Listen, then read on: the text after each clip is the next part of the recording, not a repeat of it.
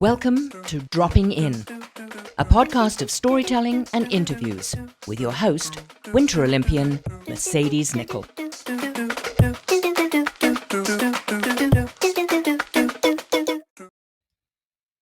Thank you so much for dropping in today. I already have my guest here, but I'm going to keep doing the normal intro like he's not here. This is season 10. This is the last episode of this series. This is going to be fun and a bit challenging. This is a series where I talk to Whistler kids, and I'm a Whistler kid, and this person is a Whistler kid. We have talked to a bunch of athletes, a bunch of amazing humans in this series, and I was so proud to have them on, as I am this person right next to me. So thank you so much for dropping in on episode 89. I don't even know how to introduce this next person other than he is my big brother. I grew up with him telling me that I was told that I was adopted and found in a garbage can. And we look a lot alike. If you're just listening to this on the podcast, we do look alike. So being adopted was not really a thing. He also told me that there were raccoons with rabies underneath the sidewalk grates. And if I went through them, then I would get bitten and have rabies. And so I'm petrified of grates and I don't love raccoons. But that's brotherly, sisterly love. Honestly, my brother can be difficult at times, but he can also be the most caring human I know. He skis faster than anyone I know on the mountain, and I know so. He knows so many hidden secrets on the mountain that most people don't go with him because they think that there's such secret spots.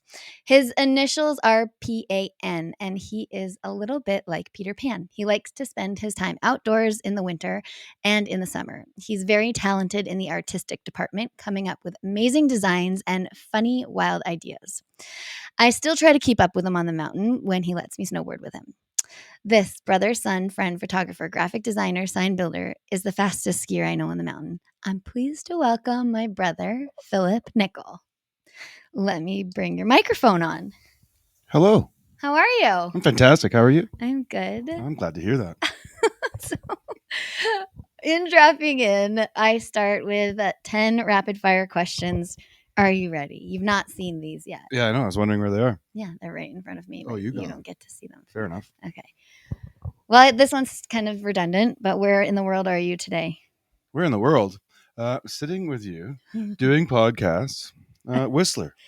Whistler's your home. Yeah, Whistler's my home. And this Been is here for a while. and this is my home. Yeah, I'm in your home in Whistler, which is also my home, but not the same place. Not the We same don't live in location. the same place. Guys, this is going to be awesome. Okay, wait. No, don't look at those. I'm not going to look at anything. Number 2 of the rapid fire. Okay. Whistler or Blackcomb? Very difficult question. Is it? Well, yeah. Oh my God. Okay, go. Well, okay. So Whistler, fine. Whistler. It's Whistler. That's the easy answer. Well, Okay, why is that a difficult question for you? well, because I like to promote Blackcomb. So that people go, okay, copy that. So that it's a hard one. You keep Like I was thinking more about, snow on I was Blackcomb. thinking about putting a big art installation up on Blackcomb this year in the burnt forest, so that people would have to go and find it, and then it would be like this thing, and then they would go off into the burnt forest, and then they wouldn't be on Whistler anymore. They'd be finding this photo opportunity somewhere on Blackcomb. Get the gram. Yeah. I like that idea. So, anyways, I like Blackcomb. I think it's great. It's there. It is there. How often do you go on Blackcomb? I go for the family half pipe jam. Thanks. And that's about it. They close Whistler. Whistler always closes early, so Blackcomb always stays open. So you have to go up Blackcomb. It's a unfortunate reality. Okay. Next question. Whistler hangout when you were a kid? Oh, outside the conference center there, by the where the old arcade used to be, on the stairs. Oh, when was that one called? Was that Wonderland? No. Yeah, that was... Wally's Wonderland or something like that. Yeah, and then it was the Rainbow Theater, and then it was the whatever the arcade was. Okay, yeah. So Feet Banks talked about that as Right. well. A lot of us have talked about the arcade. Arcades are not really a thing anymore. No, but they're coming back. Like Brocklebank's got all the pinball machines down in Squamish now, so it's more like even farther back in time. Oh my gosh. Okay, so that was your hangout when you were a kid. Now, Right. And now where's your hangout? Oh, Alpha Lake, most probably. In the summer. Yeah, in the summer. What about the winter? Well, we got a little fort on the mountain, so we hang out Let's there. not promote that, but you can. No, I'm not going to promote I it, but can- it's there. I, You know, I and it's did on see- Blackcomb. I, It's near the art installation on Blackcomb, and we got a barbecue and stuff. So that's the winter time. We hang out, like we got a little A-frame. We hang out in the woods on top of a cliff, and where no one can find you because it's a secret spot that I was talking about earlier. yeah. Okay. I feel like people can also find you at Dusty's Well, yeah. sometimes. There's a possibility I might be sitting at the bar at Dusty's too. Okay. Number 4. Are you a morning person or a night owl? I feel like I'm going to learn a lot more about you. Well, you are.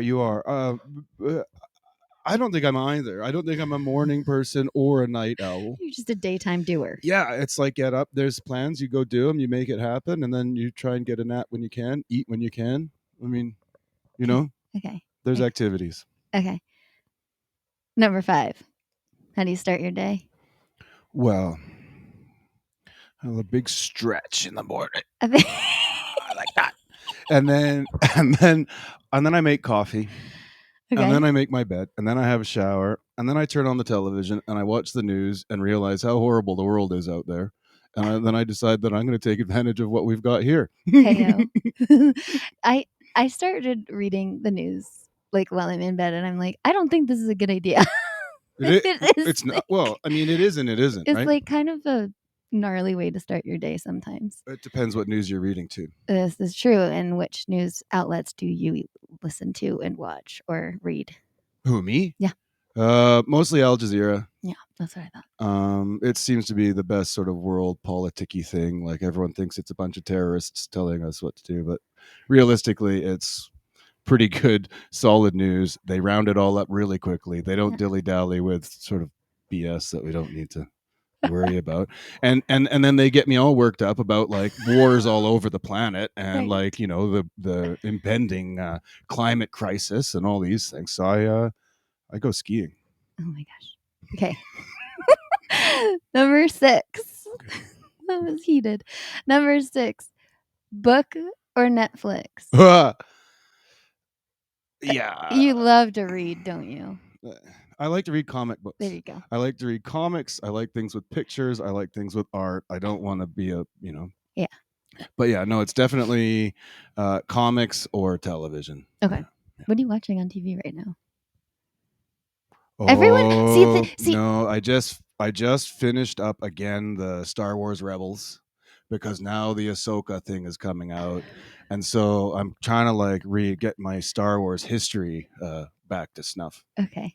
You are a Star Wars fan. Yeah. Huge. Star Trek, sci-fi, things like that. Okay. Number 7. Name one thing you've learned the hard way. When I had Bo on, he was like, everything. And so you just started to feel like everything. I feel like you learn everything the hard way. But I don't know. anything come to mind? Have you learned anything the hard way? No, it's all been pretty easy actually. You fished on a boat for 3 months. Did you learn anything the hard way doing that? No, my captain was one of my best friends, so he was like, "No, this is chill. Just do this, just do that. Pull the fish in." You know, I learned that like I didn't want to go fishing anymore. There you go. But I don't think it was the hard way by No. going fishing. Like it was really a lot of fun. Okay. Like, What about if you're like building a fort in the woods? Did you learn anything the hard way doing that? no, we were all pretty well thought out. Oh my gosh, you're a planner. So you're saying Well, you're a planner. Yeah. You foresee the progress of the the situation, whatever you're trying to do, and it's like you kind of try to mitigate things before they happen, and also be able to change the plan while it's in motion. Adaptability.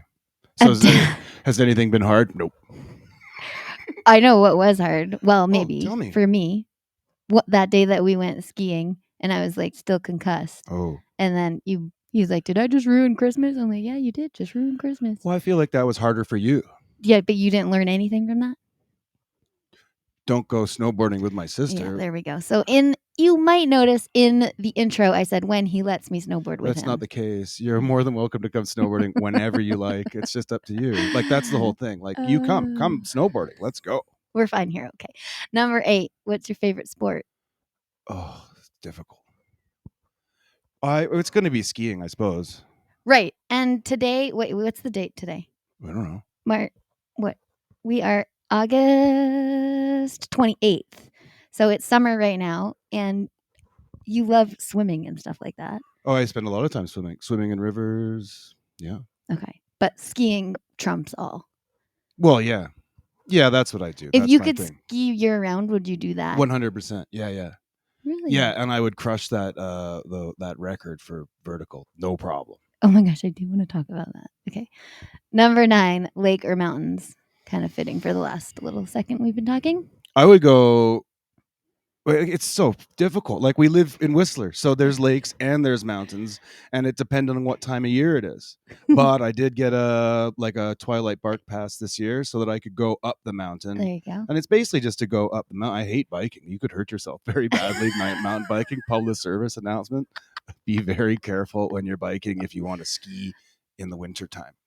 Right. Well, yeah. So wait, have you been taking it mellow on the mountain? Oh, I don't. I go slower than anyone. I got children, little 3-year-old children passing me on the 100%. I'm the slowest person on the mountain in the summer. 100%. You're saving yourself for skiing. Oh, I'm not screwing that up. That's fair. Okay. Yeah. So both. Well, yeah. Sorry, that was back to the question. That's okay because Robin Van Gin was on. She's like, absolutely not. I will not. Both. All of the above. Mhm. I think I made her choose like snowboarding, surfing, or skateboarding or something like that. She's like, none of all of them. All of them. Yeah. Well, and then it's It's also okay to like say the that. ocean too, right? Like there's that thing. It's out there. I know. I didn't add that into the question. That would have been 3 different things, and we would have been going forever. Yeah.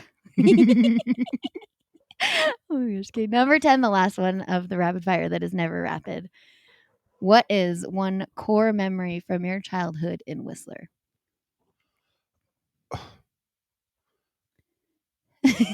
Do you remember your childhood in Whistler? My childhood in Whistler. Well, I don't know. I mean, and what's a core memory? Like, we always, taking the bus to Pemberton was kind of a crazy thing. I mean, that's if we're going to go to childhood. That's the bus to Pemberton to go to high school. Okay, so I never took that bus. Well, I know, but you missed out on a lot of excitement and fun times. Pete did talk about that bus. The bus ride was as the well. best. Oh gosh, what happened on the bus that made it so exciting? What time did you get picked up in the morning? Well, like 7:30 or something. Oh. 7:30, and then you would take 45 minutes to get to Pemberton. Yeah. Like 10-minute drive away. Why did you take? Oh, because you had to pick everyone else up. Well, no, we were in Alpine, so we were like one of the last stops.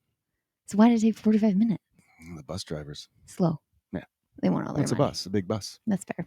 Yeah, busing all the kids to Pemberton. Maybe that's a core childhood memory, but we only did that for a year. Yeah, and then we were just let loose on Whistler whenever we wanted. Look. Trouble. Now there's fences up everywhere. Anyways, that was they're fencing the kids into the high school now. They are. Well, you kind of got to in this town, I think. Oh my gosh! Thank you for doing the rapid fire. That's never rapid. I feel like I learned more about you, and I also think that our listeners and viewers learned more about maybe our relationship because I haven't seen you pretty much all summer, and we do live in the same town, and it's a small town, but we don't always see each other. It's incredible how you can live in this town and never actually see like people people that have lived in this town for the equal amount of time as you, and you're like, well, so how long you been here? Nice to meet you. They're like, well, I've been here for 20 years. And you're like, what? I know. Where have you been? I know. I don't know how that have we works. not known each other? Well, Anyways, you live in mostly people don't stay here that long, anyways. This is very true. This is very true. Okay, so for our listeners, we moved here full time in 1995, and I was 12. So you were 14. I think I was 15. 15. Sorry, it's okay. Doing the math, real. Well, it was nice math. Thanks. Yeah. No, you're I'm younger. older than you. Everyone thinks that you're younger than me, though, which is also funny. Our parents moved out here. My dad retired, and we've been out here. And Philip, honestly, has been on the mountain pretty much the whole time. Yeah. And as I've said before, I've had my parents on the podcast. They're Whistler people. I currently live at the base of Blackcomb area, so I am the black sheep, and I do go on Blackcomb every now and then because it's closer and easier. Yeah. But Whistler is like, is there anything about just being on Whistler Mountain For me personally, I get on the mountain and I'm like, oh yeah, this feels good. This feels home. And then I go on Blackcomb. I'm like, it's fine.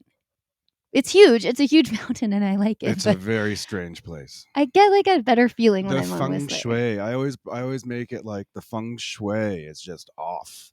It's not like angling the right direction. Right. None of the lifts go the right way. I mean, they all go up. That's good. They figured that out. But it's like the whole thing just feels a little weird.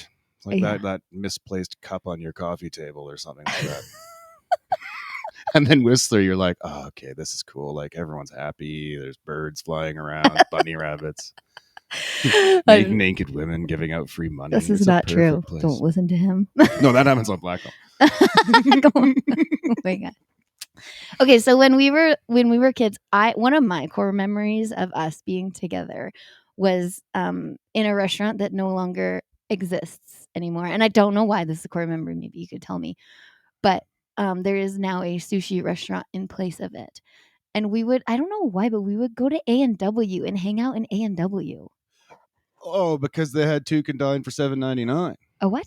Two can dine for $7.99. Is that why we went there? No, because it's the only place. Well, like honestly, you could get two can dine for $7.99, which is Okay. a pretty good deal. Yeah. Teen burger combo. And then basically it was the only place you could go and sit and like you could buy like a pop and hang out. Like you could just go and hang out. Like McDonald's is it now. Like everyone goes to McDonald's. All the kids just walk into McDonald's. They And don't hang buy out. nothing. They just go and sit down, That's the hang thing. out, cause a muck. So that was kind of where we were at. Like Okay. there was no like bounce. There was no Yeah. places to really go as a kid. So you would go to A&W, meet all your friends. Okay. That is a core memory And for then me. go It's super cause a weird. bunch of shit in town, like climb on roofs and stairwells and figure out how to get all over the place in the village. Because Whistler, like we were not of age to drink. So I remember like sitting in the village just people watching. Yeah. For like hours Yeah. on end. Now we do that while drinking. I know, it's kind of even better. It's way better. I like people. I like people too. Talking about climbing on roofs, I am assuming you're talking about the conference center. No, like all of them. What do you mean all of them? Like all the hotels. In the village, you would climb on all the roofs. Yeah. Okay, so my brother, it was, and probably still is, an avid tree climber. Yeah. Like, how many bones did you break when growing up? No, only one. Your femur. Yeah, but that was skiing. Oh, that was skiing. But Yeah. you've fallen out a lot of trees, I remember. No, I haven't fallen out of a lot of trees. At Granny's, I thought you did. Didn't you? No. Oh. No, I've never fallen out of a tree. Really? Not on purpose. Not on purpose. Well, remember there was the they had the big air down, the Kokanee Big Air, whatever it was, At down the base of Whistler? Yeah. And it was that year that Browner I think won or came third or whatever Brown did. Okay. And I was up the tree because you get a better view of the whole jump when you're up the tree. And then everyone started throwing snowballs at me in the tree because I was like, I was making it go back and forth like this.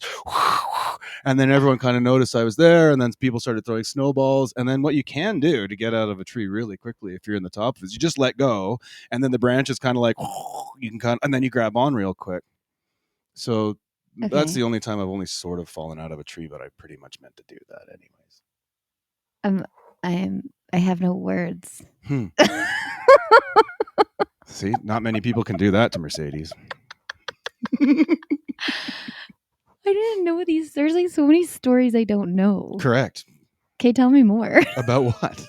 Growing up in Whistler. Well, no, it doesn't work like that. I know. Like, it's well, Mike Janik on his episode said that he when the Nordic Bridge, a pedestrian bridge, got put in, he and a crew decided to drive a car over it. It's like a small bridge. That'd be a very small car, wouldn't it? I think it was a small car. Like one of those one-cylinder Delica things. I have no idea. I can't remember. Well, anyways, Janik's a magical person. Magical. Yeah, we'll go with magic. I love it. What do you do when you see all the tourists driving on our Valley Trail, which is a pedestrian walkway, and people get lost? I love it. I give them directions to Lost Lake and things like that. Just keep going. Just keep going. Don't mind the yellow line that's in the middle of your car. That's just, this is a single carriageway. It's the same as England. You just keep looking over the hedge and make sure you don't have anyone coming on oncoming traffic. Oh man. Okay. I also have a lot of memories of us when we weren't living here. We would come out here every Christmas and spring break, and we'd have so many amazing families that would come out with us, but we would like have our ski mornings, and then we would come down into the village and have like these really amazing lunches, and then we'd go back up the hill and get all of our runs in. Like that was also during your birthday when But we for always, March break. yeah, no, we'd always come out, and my birthday's during March break, March 15th, the eyes of March. Yeah. Beware. You said it. What winds up happening is, and then like, we'd leave Toronto and come here, and there would be none of my friends really here. Yeah. And so we would always have mom and dad would have all the friends that we had left when we originally lived in Vancouver. So everyone would come over for a big like lasagna Yeah, love a good lasagna slash party. Phil's birthday party. Mm-hmm. So that was pretty awesome. Like I've always had my birthday party with like people that are clearly, I don't know, 30 years older than me. Yeah. It's always nice. Yeah. But yeah, no, those lunches were great. Zitski's was at the bottom of the mountain. Yeah, nice Greek restaurant. We'd always go in there. Was it Greek? Yeah. Yeah. So fun. Yeah. Lasagna parties. This is so funny. We'd have yours as a lasagna party, and then for Christmas when we moved out here, mom and dad would put on like a massive lasagna party and like fill the house with friends. Yeah. That's a pretty core memory. I kind of forgot about. That's the best way to do it. And then that was the only time we ever actually got to see everyone. And we don't do it anymore, and we don't see anyone. But that's when everyone, like a lot more people were still in town. Like coming up for the weekends. The kind of parents have left and gone off to Bowen or gone to the Somewhere Sunshine warmer. Coast, or yeah, that's right. Everyone seems to be, they're not around as much anymore. Yeah, that's fair. That's totally fair. No, lots of cool parties we had growing up. Lucky. Really lucky. Yeah. Feet and I were talking about how, like, I put on, you talked about the Fam Jam and he did the Horror Fest, and it's always like the next generation coming up with fun event ideas, but it's getting a bit more challenging in town with all of the businesses. But that's something I think that we need to keep going. The renegade stuff. Or like rogue. Go rogue. I go rogue. Yeah, just like make it happen. Don't really ask for permission. Just do it. Have fun. Totally. Or they're gonna say no, or they're gonna say you can't do that, you can't do this. It's like, well, let's just go. We'll just make ask it for happen. Forgiveness. I mean, or if they even notice. That's true. They're all too busy. What else in Whistler? So you were in Pemberton for 1 year of high school, then graduated from Whistler Secondary School. Yeah. Did you actually go to school often? Well, no. Well, yes. Like I had an excuse. I was snowboarding. Well, yeah, exactly. Sure, that's your excuse. Whatever. Who cares? No, I had it all figured out because they had the skier program, right? They had the skier program. Mm-hmm. So it was a quarterly system. Yeah. So my last year I was supposed to graduate. I was kind of like preparing for college, right? And I'm going to go to college. And did you really think you were going to go to college? Debatable. Okay. I felt I shouldn't go to college unless I was going to go to college for like a reason. Like there's no point in spending the money unless I know what I want to do. Yeah. And then I'll get the learning. Anyways, they had the quarter system. So I wound up convincing mom and dad that like, I'm going to like, they're not offering the courses that I need in order to get the grades, in order to get into college.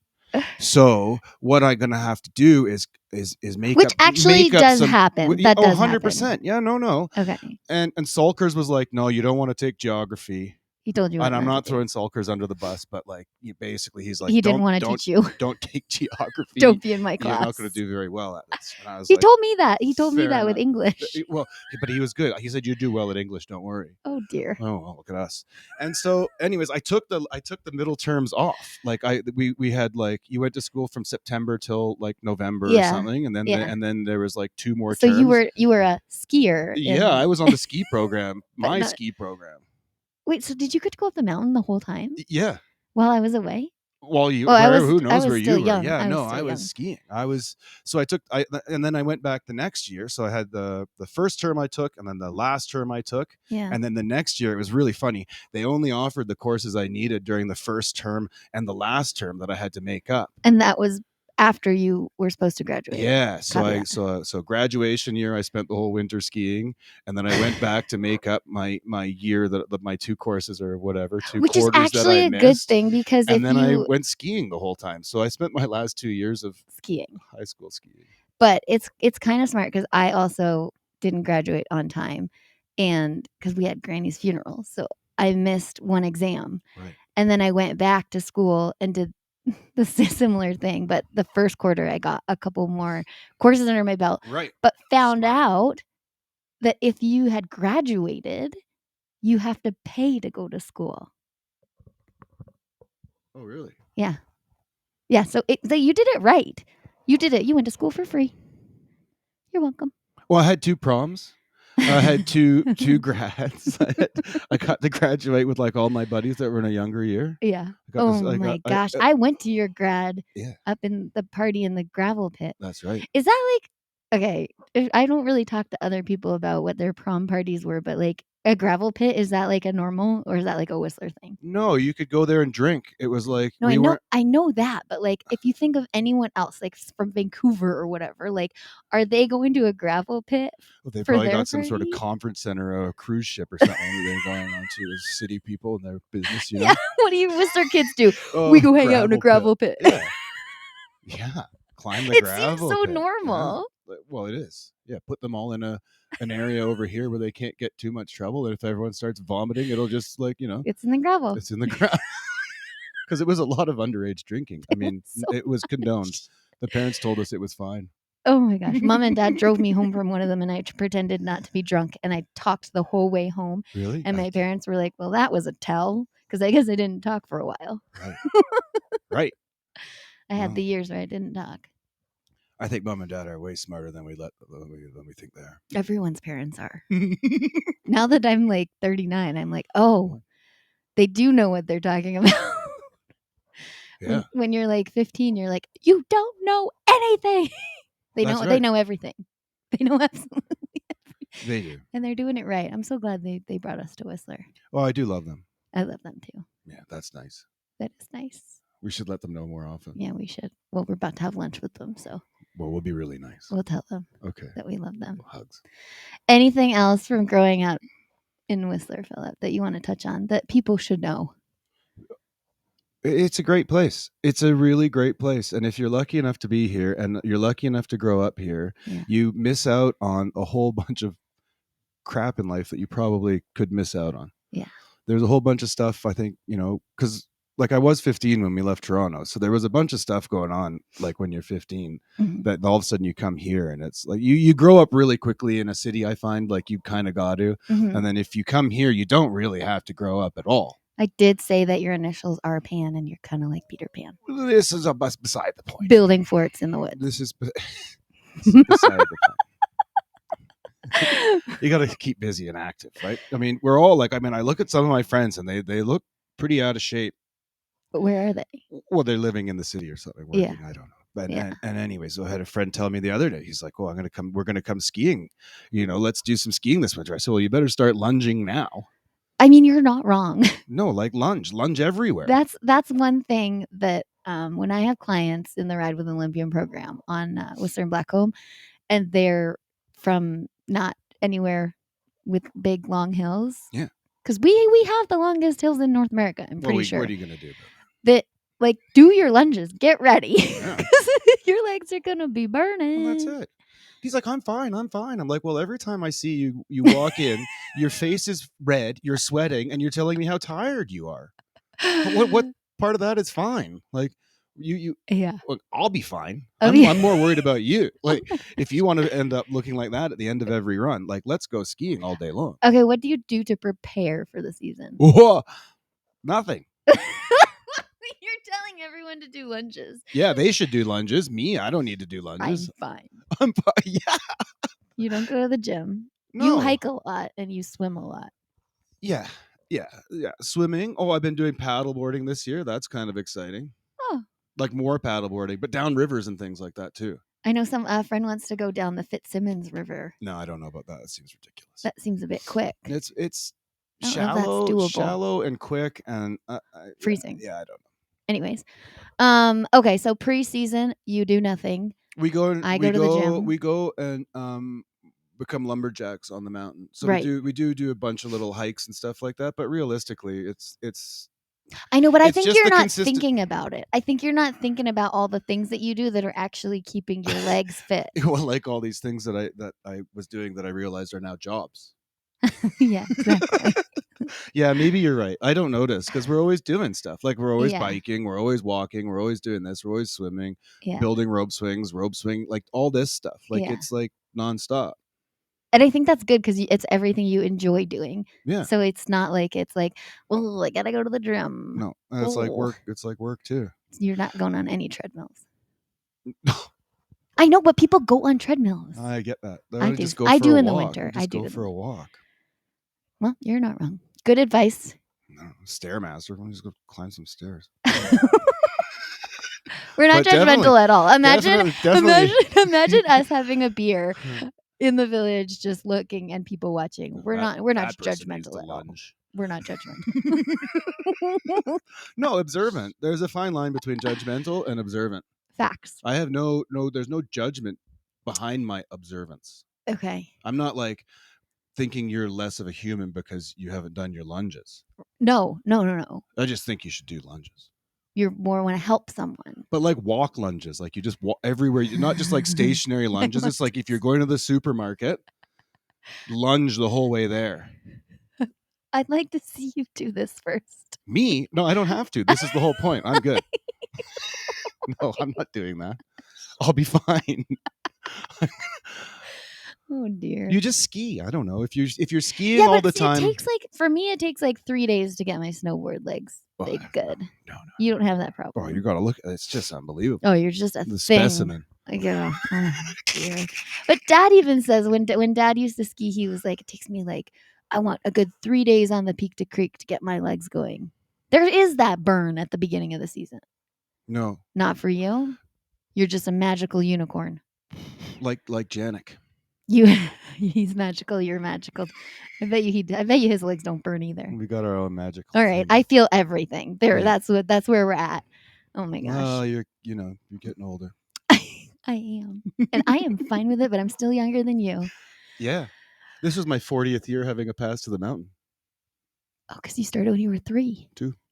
2. Oh. I thought that was a pretty good. Oh. That is pretty good. I thought so. Well, here's to 40 more. Well, yeah, exactly. I think you are going to be like that old guy, just never not on the mountain. I feel like it's a goal. You do. You are pretty good at keeping to your goals, which is Yeah. something that runs in the family. Yeah, that's what they said. That's what Gord said. He said, you don't set any goals. That's the problem, Phil. You don't set any goals. I said, fine, I'll ski 150 days this year.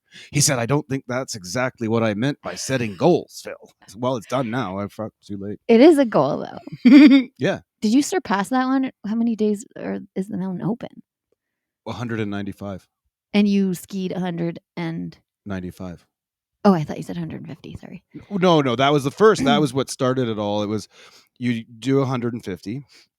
And so I set that The goal. first year you started to set goals. Yeah. Okay. And so then I did like 165 that year. Yeah. And then I felt like you should increase your goals, right? You want to set higher goals to raise the bar every year. So you So went then I for was one. like- Wait, you went for 150. You did 165. Yeah, and then I decided I needed to increase my goals by 15%. So I was aiming for whatever 15% on top of 165 would be. I What didn't do is the math. We just started, and then I just basically skied every day. And then I've just done that for a 165. number of years. That's 247 days is how many? No, I don't think that's right. 188 188 days. So I've crushed it. I'm just crushing goals left, right, and center. You're surpassing them. Yeah. You did touch on the vertical in the beginning. Yeah. Can you tell the listeners about this vertical contest that happened on Whistler and Blackcomb? Yeah. So they came out with an app, and it was tracking your every time you took a lift, it would track how many vertical feet that lift was. Yeah. And it was kind of cool. They had all these different badges. You could ski all the lifts on a mountain in a day. We did that. Yeah, I did that.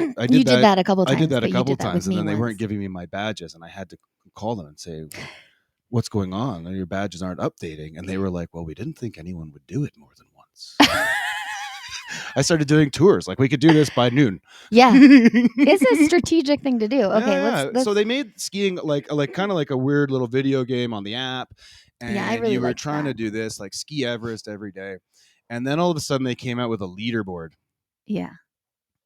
What year was that? I think I have the newspaper 4 years clipping ago. still. Fuck, it was, and then the Pre-COVID. leaderboard came out, and it was like you knew what everyone else's vertical was, and then all of a sudden there was like, oh, we're going to give a free pass Yeah. to whoever wins. Yeah. I love that. So I was like, Giddy cool. up. So the leaderboard came live. I think it was like the beginning of March. And Yeah. I was 33rd. I was 33rd on the leaderboard at that point in time. Yeah. Just a couple months left of the mountain With open. like, yeah, there was nothing left. Yeah. But you were strategic about it. Yeah, I did like garbanzo. I did the max I did was 42 garbanzos and then 1 creekside to get to garbanzo. I was doing like an average of like 10-minute laps, 11-minute laps, and Okay. it takes like 8 minutes to get up the chairlift. Right. I was at the point where I was going to try and figure out how I could sneak up with the racer kids from the village up Fitz so that I could get like 47, like I An could get extra 2 one. more like garbos. Anyways, it got ludicrous. Yeah. Like it got absolutely ludicrous. People were trying to figure out who people were. Everyone wanted to know who Vertbag was. Was she like a, and it turns out it was a she. Yeah. She does exist. I've met them all. We're all good friends. Yeah. And then there's Frank the Tank, who was he was like a 86-year-old ex fire chief from Vancouver. Yeah. And so those two were like number 1 and number 2 the whole time. Yeah. And I was 33. Yeah. And I was like, ding, ding, ding, ding. And I went up this list. Yeah. And they started getting really freaked out. Nervous. And she was a Blackcomb. Vertbag was Blackcomb. Yeah. And she was actually like on the app all the time, like all day long, like trying to figure out who you are, well, who I was, Okay. what everyone else is doing, like, or where you were going. Yeah. It wouldn't tell you where you were going. It would just put in your vertical. No. And then I wound up, I would go to work every day at 3:00. Yeah. So that's an So extra hour they had. They have an extra hour on the mountain, and I wouldn't check my vertical or my stats until like a couple hours into work. Right. Because like I just didn't. And she's on it the whole time. Bless her and heart. here I am going ding, ding, ding, Yeah. ding, ding, and all of a sudden I'm like in the Garbo lineup, and I hear Phil, and I turn around, and there's nobody there. Okay. And it turns out it was her. She came over from Blackcomb. It turns like later we all figured it out. There's the 3 of us that were kind of just crushing it. And there was like the people behind us that were like really mad. Like one of the ladies called the ski patrol on me. For going too fast. Too fast. In your leather jacket and sunglasses. So the ski patrol came. Oh, I remember that. The next morning, Yeah, the ski yeah, patrol, yeah, like, because they figured out what lift I was doing. This is when Whistler had closed. So we were all doing accelerator. If you want to know, you can do more vertical on accelerator than you can on solar coaster. But that's all irrelevant at this point in time. Yeah, rock and roll. Pretty sure that's where rock and roll is. And so I had the ski patrol behind me. And he's like, I got him. He's on the lift. We're on like chair, da da da da da. And I'm going up the lift, like, what is going on? Like, why won't this guy just talk to me? Because I'd blown past him the day before. Right. And he's the same angry guy. Yeah.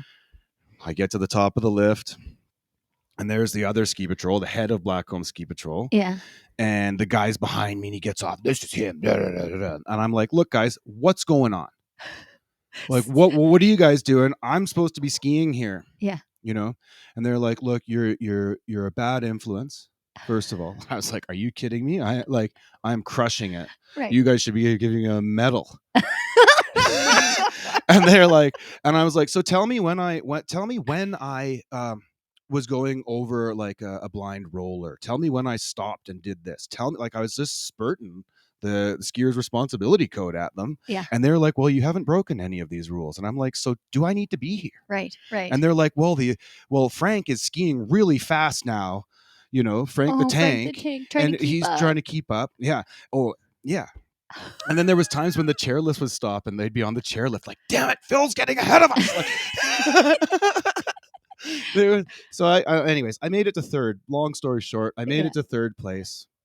I'm not exactly sure how many millions of vertical. I think it's 1.6 million meters or something like that. That you did in the year. In 3 months. Yeah. Nuts. Could I ski all year? Oh my gosh, what's happening? Side note, it's funny that the Blackcomb Ski Patrol got at you because our mom used to work for Whistler Ski Patrol as dispatch. So like already we're in a feud with the Black-owned people. No, not really, but like, Yeah. we prefer Whistler. But then I called Gord. Who was head of ski patrol at that point in time. Safety. Mountain safety. Yeah. Sorry, mountain safety. That's right. Because you On also Whistler, worked for on Whistler. Yeah, Yeah. for a I never told anyone millisecond. to slow down once. Don't worry. For mountain safety. Yeah. When you worked there. Yeah. For a moment. 2 years. A brief moment. 2 years of Wednesdays standing at a sign. So you reached out to Gord.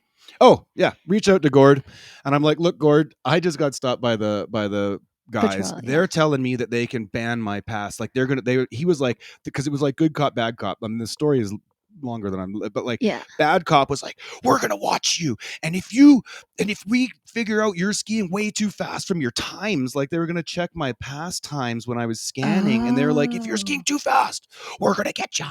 And I'm like, whatever, buddy, like cool. So I was kind of worried about that, so I called Gord and I was like, Gord, can they do this? And he's like, let me get back to you. So Gord called the head guy over at Blackcomb, Mountain Safety. Yeah.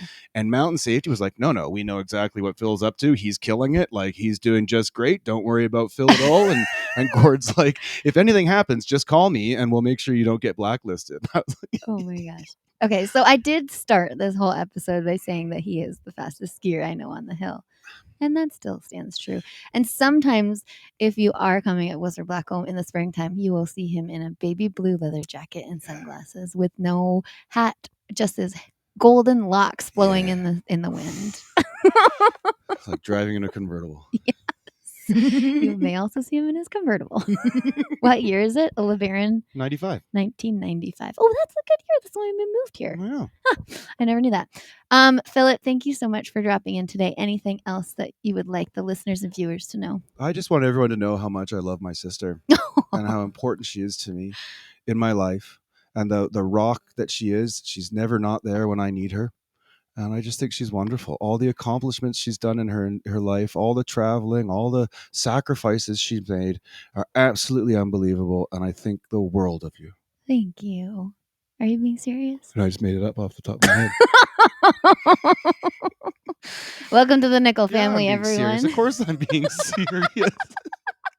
Love you. Love you too. Thank you. Thank you. So much for dropping in today. You can find everything you want to know about Dropping In with Mercedes at droppinginwithmercedes.com. Don't forget to subscribe on Apple, Spotify, and YouTube. Thanks DJ Kenosis for the music and my mom for the intro voice.